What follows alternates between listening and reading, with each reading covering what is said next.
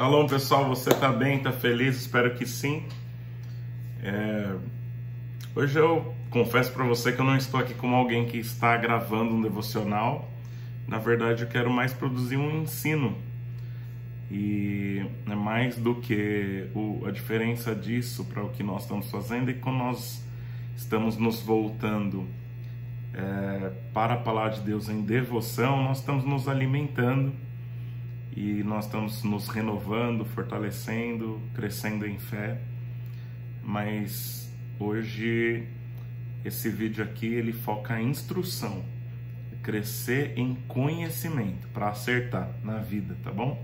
E no nosso ministério. E eu quero trazer hoje um assunto que é bem polêmico e pouco compreendido ainda nas igrejas, e a gente vive algo, e muitas vezes até mesmo sem fundamento, porque quando nós olhamos as Sagradas Escrituras, não conseguimos entender as recomendações dos textos da Palavra de Deus a respeito desse assunto. E sem mais delongas, do que você está falando, Márcio? Eu estou falando do Ministério da Mulher na igreja. Eu me motivei a gravar esse vídeo porque alguém me mandou uma pergunta hoje e eu resolvi debruçar sobre esse assunto, escrevi algo e já estou soltando. A gente conversou 1h30 atrás, já quero soltar isso aqui com alguns textos para ajudar você a entender, tá bom? Então a dúvida me veio a respeito desse texto aqui, ó, do apóstolo Paulo, 1 Coríntios 14, os versos 34 a 37. São palavras bem fortes, preste atenção. As vossas mulheres estejam caladas nas igrejas, porque não lhes é permitido falar, mas estejam sujeitas, como também ordena a lei. E se querem aprender alguma coisa, interroguem em casa a seus próprios maridos, porque é vergonhoso que as mulheres falem na igreja. Porventura saiu dentre vós a palavra de Deus? Ou veio ela somente para vós?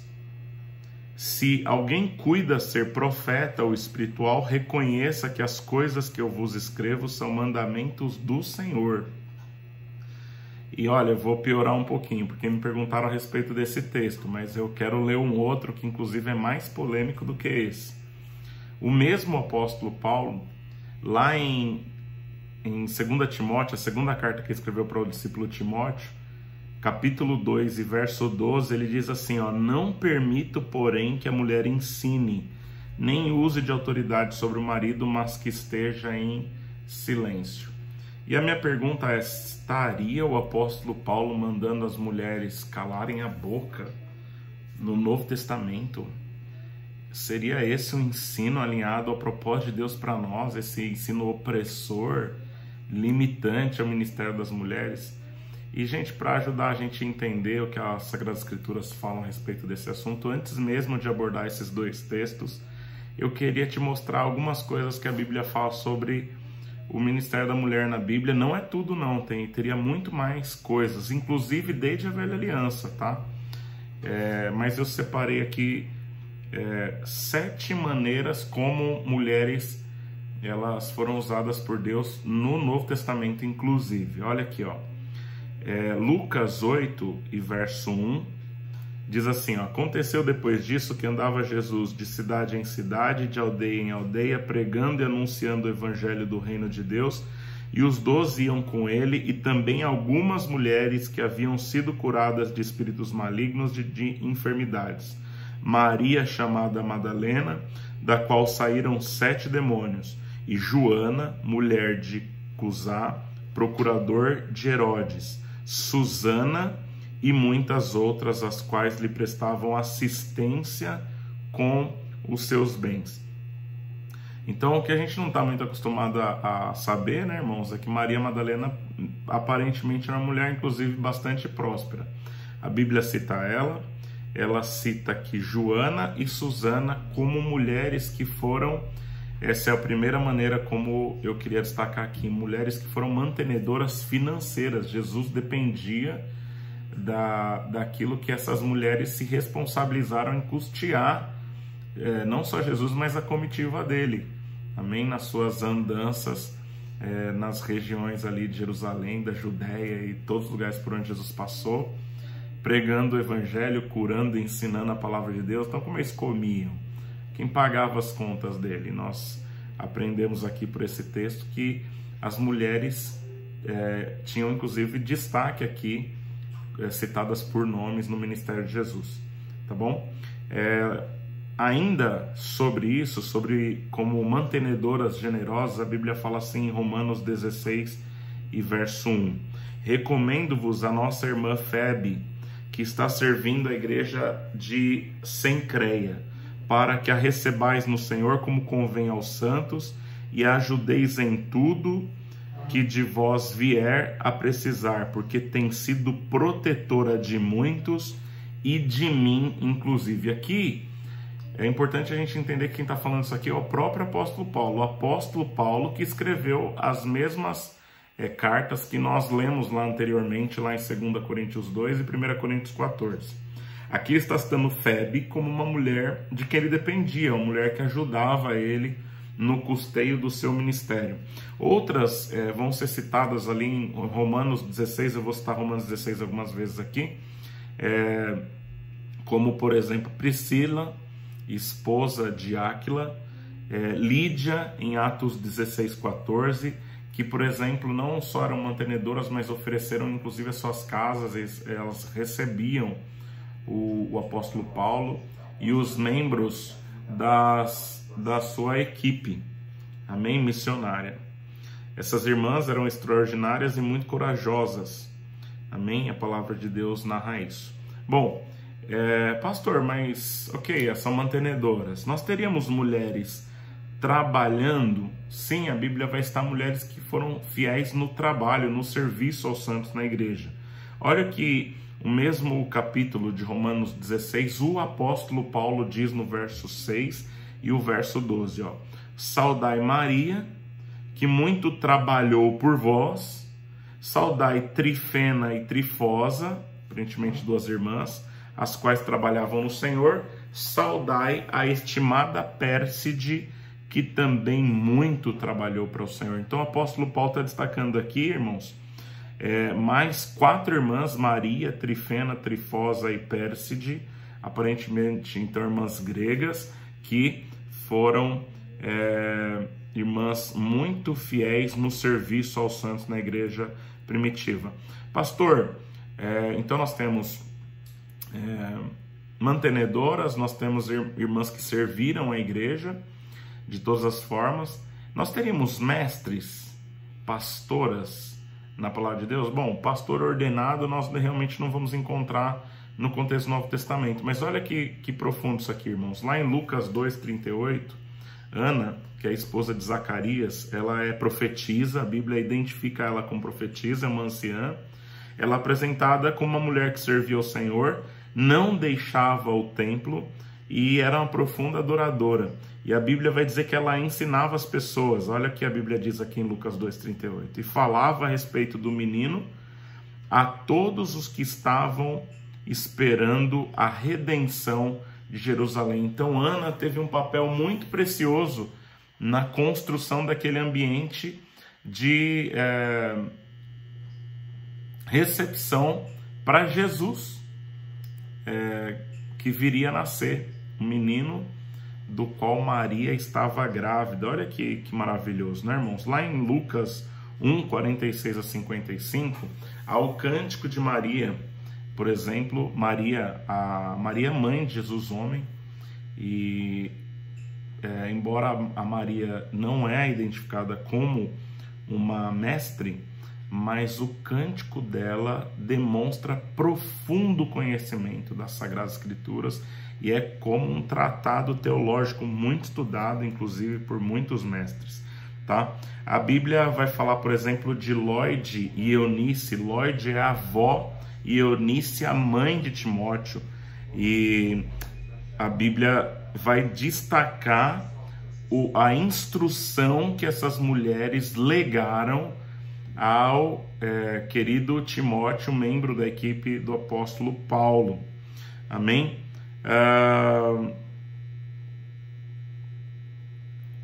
Eu já citei Priscila aqui, mas eu quero ainda citar Priscila aqui em Atos 18:26, Porque Atos 18, 26, ela está falando da conversão de Apolo. E Apolo é um homem que se tornou gigante, assim, um irmão muito importante na igreja primitiva. Prova que o apóstolo Paulo vai citar ele lá na frente, aos próprios Coríntios, carta onde nós começamos aqui esse nosso estudo, e vai dizer que os irmãos de Corinto, por exemplo, tinha um grupo lá que tinha uma preferência, por exemplo, por Apolo. Mas sabe que muitas vezes nós não percebemos é que Apolo, por exemplo, ele foi ensinado por Priscila, a esposa de Áquila. Eles tiveram um profundo um papel muito importante na consolidação de Apolo quando ele se converteu. Isso está aqui em Atos 18, 26.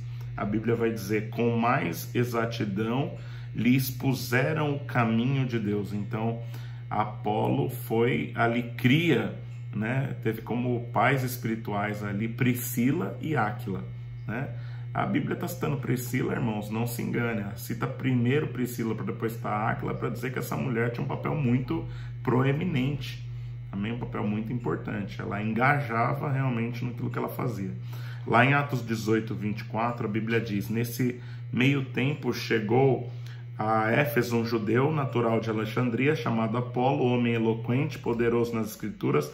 Ele era instruído no caminho do Senhor e, sendo fervoroso de espírito, falava e ensinava com precisão a respeito de Jesus, conhecendo apenas o batismo de João.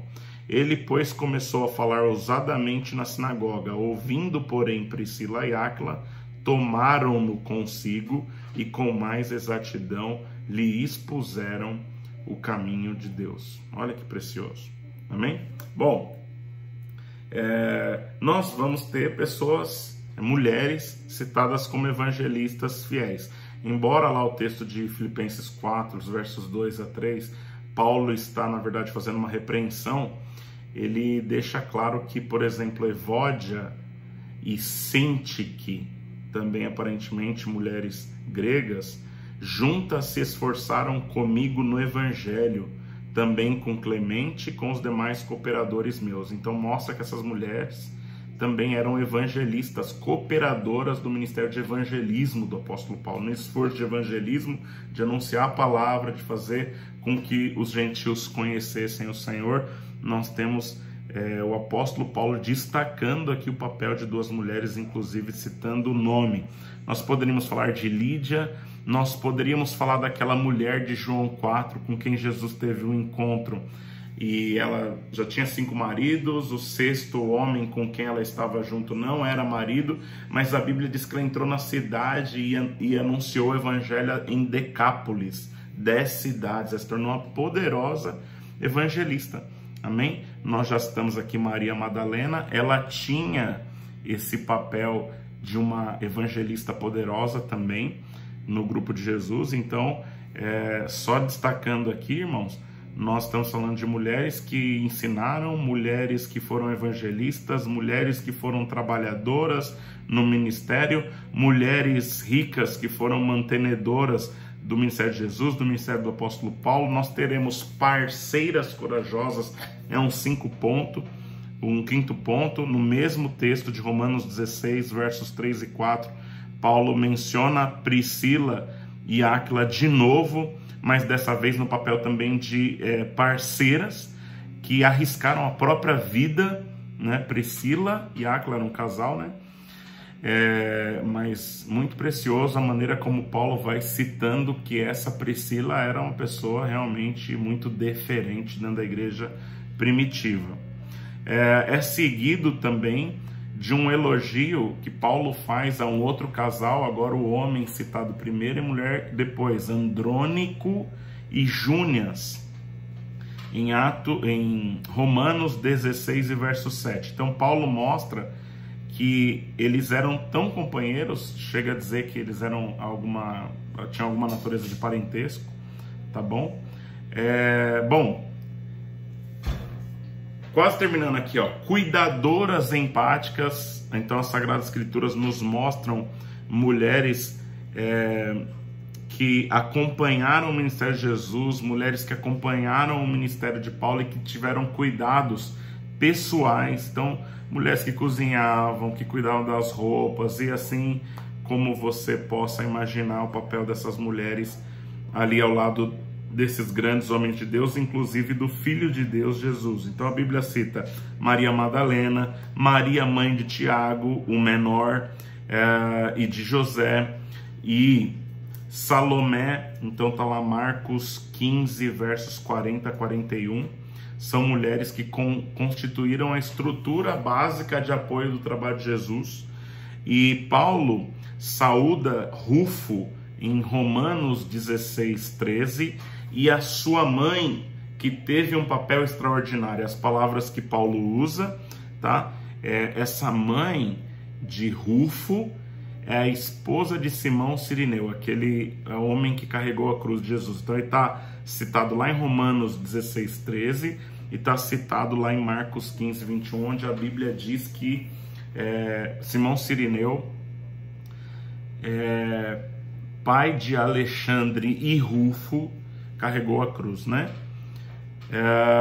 Paulo também cita Tábita em Atos 9, 36. Ela era notável pelas boas obras e esmolas que faziam. Paulo está citando o nome dela, o nome pessoal dela, tá? Bom, a Bíblia também vai citar muitas mulheres piedosas como dignas de serem copiadas no seu testemunho.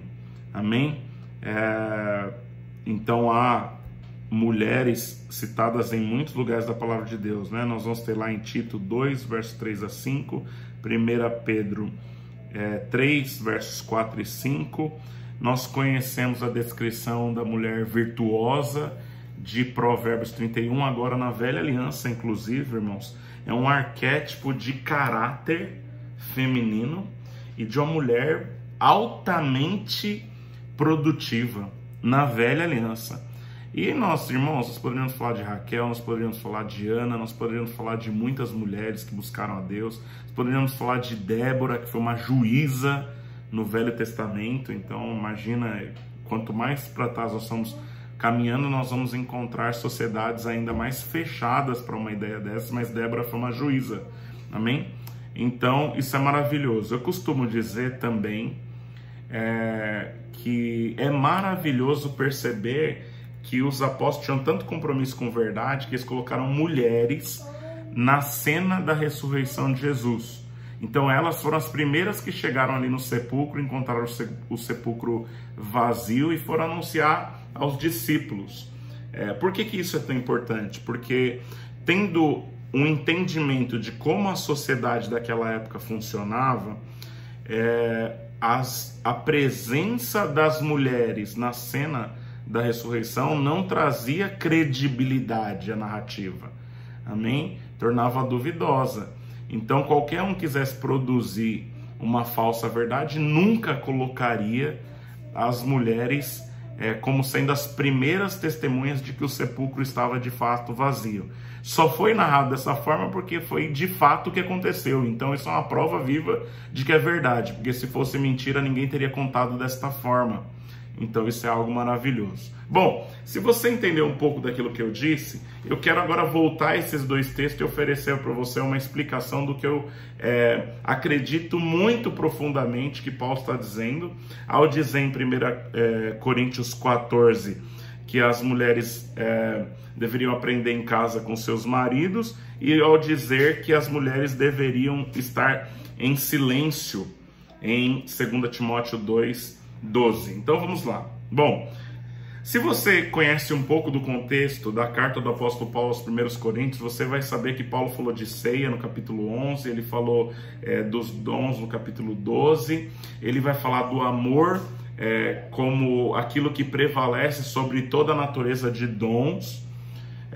Ele vem do 12 e fala do amor no 13, e no capítulo 14 ele vai corrigir algumas distorções do culto dos coríntios, que eram gregos. Ok? Então ele vai falar que eles falavam muito em línguas, mas se você entende o contexto, você vai perceber que Paulo não está exortando eles a não falarem em línguas. Isso seria incoerente com o resto do ensino do apóstolo Paulo. ok? Não na carta de 1 Coríntios, mas no contexto de tudo aquilo que o apóstolo Paulo escreveu no Novo Testamento. Na verdade, o que Paulo está dizendo para esses irmãos é que eles tinham uma motivação errada para falar em línguas. Então eles chegavam no culto, um culto que deveria ser para o Senhor, um culto que devia propiciar que as pessoas conhecessem a Deus, eles ficavam se vangloriando de serem mais espirituais, falando em línguas para se aparecer. Então o culto deles era uma bagunça e uma falta de propósito tremenda, ok? Então ele está dizendo o seguinte, olha, vocês, lá no capítulo 11, quando ele está falando de ceia, ele falou, vocês têm casa para comer. E ele está aqui no capítulo 14 como quem está dizendo da mesma forma, pô, vocês têm casa também para falar em línguas, entendeu? Aqui o culto de vocês tem que ser racional, vocês precisam entender, vocês precisam produzir edificação. Ele não está necessariamente, irmãos, eu falo isso porque eu acredito nisso muito piamente, amém? Que ele não está proibindo de falar em línguas, embora as palavras parecem dar a entender isso. Ele está dizendo o seguinte, olha, vocês não devem fazer o culto de vocês desta forma, ok? Que vocês falem, aquele que está com a palavra, por exemplo, fale em língua se houver interpretação, porque aí sim está produzindo edificação, ok? Então aquele que está investido de autoridade para ensinar a palavra no culto, ele não deveria pregar falando em línguas, isso é óbvio, ok?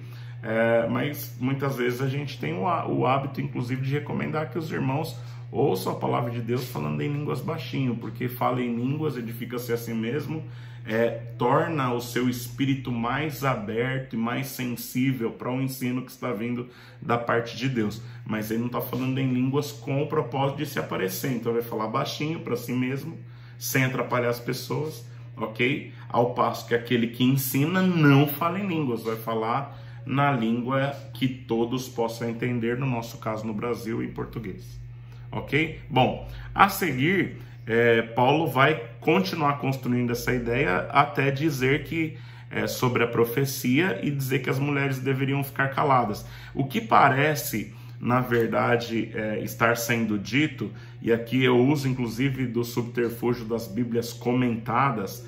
Então aqui, por exemplo, o site Apologeta tem uma Bíblia que vai trazer diversos comentários de estudiosos ao longo de todos os tempos, né? Citando inclusive as pessoas que produziram comentários bíblicos versículo a versículo. Por exemplo, eles vão dizer que aparentemente a abordagem mais coerente com o resto da carta é o contexto de que as mulheres não deveriam fazer julgamento dos profetas quando eles estivessem usando a palavra. Então, imagina o seguinte, alguém está profetizando e a mulher se levantando e fala, isso não é de Deus. Tem vídeo aí na internet de culto que até hoje tem gente que fala isso. Não é isso não. Então, esse julgamento da palavra não deveria ser essa bagunça que se faz. E aparentemente é sobre isso que Paulo está falando. Tá? Por isso ele vem num contexto do culto, da instrução de como realizar o culto. Então que as mulheres não corrijam os profetas quando eles estiverem fazendo uso da palavra. Se eles tiverem dúvida daquilo que foi profetizado, então que consultem aos seus maridos que estão investidos de autoridade sobre a igreja em casa, e então dialoguem e entendam o que o Senhor quis produzir de edificação na reunião, ok? Faz sentido o que eu estou falando?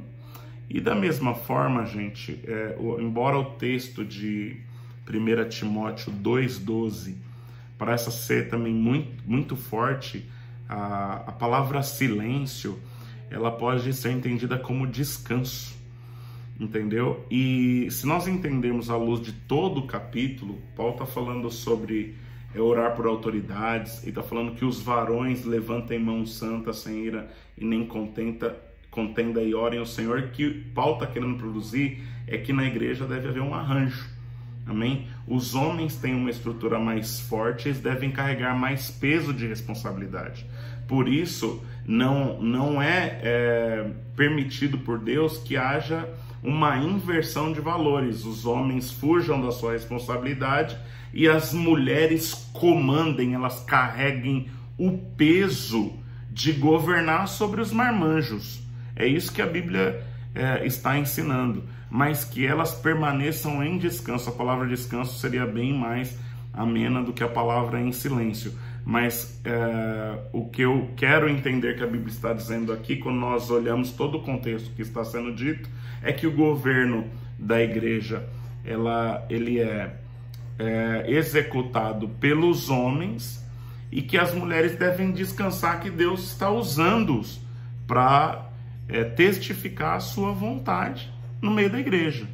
Então elas não devem usurpar a autoridade que é do homem, colocando-os na cadeira e ensinando-os o que deve ser feito. Mas elas devem interceder para que os homens recebam de Deus e descansem de que o Senhor está conduzindo estes homens.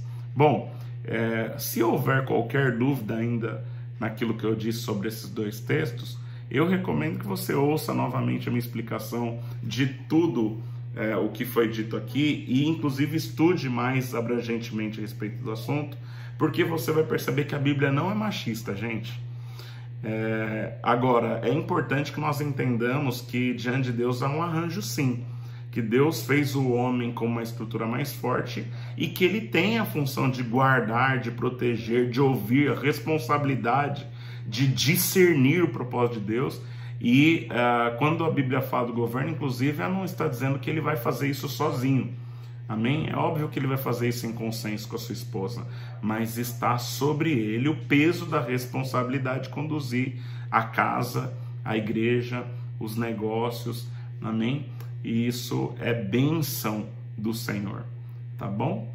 Eu espero ter podido abençoar com esse devocional. Ficou um pouco comprido o vídeo, mas ele expressa assim muito profundamente um zelo para que nós saibamos qual é a nossa responsabilidade de homens e como você, mulher, é amada, respeitada e que Deus, sim, Ele tem um ministério para você, sim, há espaço para você. Nas Sagradas Escrituras isso está claro e nas nossas igrejas nós queremos que você também ofereça ao Senhor liberdade para usar você, porque você é preciosa. Amém? Shalom, gente.